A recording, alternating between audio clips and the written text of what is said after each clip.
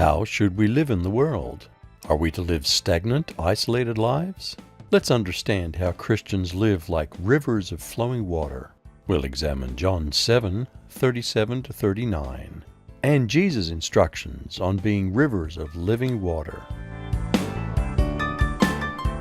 In John 7:37, Jesus said, "If anyone thirsts," the benefits of water far outweigh artificial and addictive sugar-laden drinks. The benefits of true religion far outweigh counterfeits. According to WebMD, water keeps us slimmer, boosts energy, and lowers stress due to hydration, builds muscle tone and prevents cramps, reduces wrinkles from the inside, aids regularity, and reduces kidney stones. It truly satisfies. In a parched land, thirst was well known.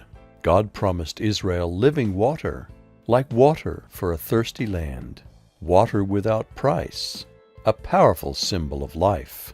As water truly satisfies physically, belief in Jesus satisfies forever.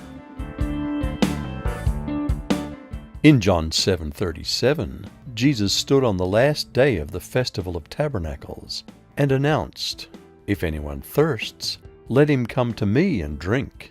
The Feast of Tabernacles is an autumn festival, commemorated since the Exodus, with small booths made from leafy boughs. In Jesus' day, the high priest went from the temple to the pool of Siloam and filled a container with water. He re-entered the temple through the water gate. Along with a wine offering, he poured the water onto the base of the altar.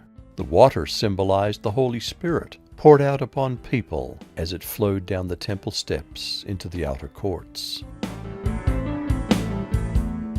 In John 7:38, Jesus said, "He who believes in me, out of his heart will flow rivers of living water." A rule of desert survival is not to drink stagnant water, but to look for a source of running water, sometimes called living water. To drink from the living water that Jesus gives only requires belief in Jesus. The Holy Spirit flows from God to us, and we're satisfied. Christianity is not a selfish religion practiced in isolation from others.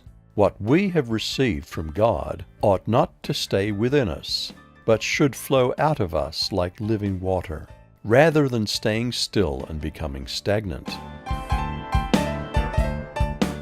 Jesus' words, that out of his heart will flow rivers of living water, comes from the Old Testament. Psalm 1 says that those who delight in God's law are like trees planted by rivers of water. Ezekiel 47:1-12 describes water flowing from the altar in the temple in Jerusalem and making the desert to the south productive. The apostles often used allegorical interpretations of the Old Testament. Allegory helps us understand the Holy Spirit flowing from heavenly Jerusalem into and out of Christians as a blessing to others around them. Does the Holy Spirit flow from us to others? Do we love our neighbors and thereby quench their spiritual thirst? When Jesus said that out of our hearts would flow living water, John 7:39 says, "This he spoke concerning the Spirit." As the Holy Spirit flows like rivers of living water from within, a very important spiritual gift is evident. The Holy Spirit gives many gifts to believers.